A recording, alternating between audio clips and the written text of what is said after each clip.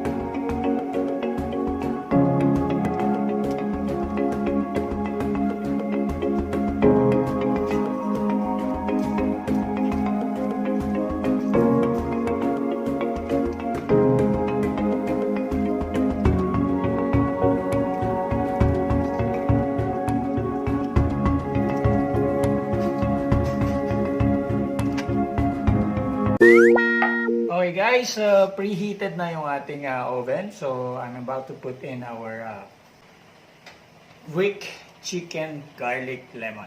Alright. Ingat lang tayo kasi talagang mainit siya. Alright, so hintayin lang natin siya about 45 minutes to 1 hour. Alright. Okay guys, check na natin after 45 minutes kung ano yung texture ng ating chicken. Right? Uy, nag-moist.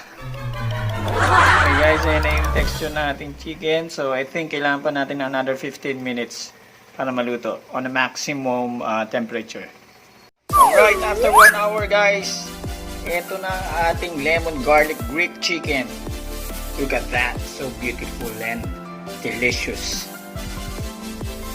Yan, amoy na amoy yung aroma ng lemon and garlic.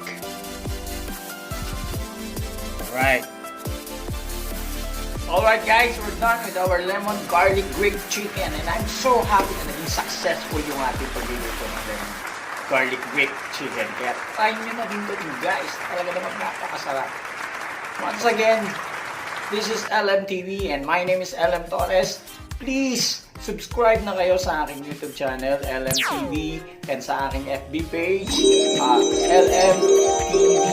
And of course, para sa more videos and updates, please don't forget to click that notification bell. Thanks for watching.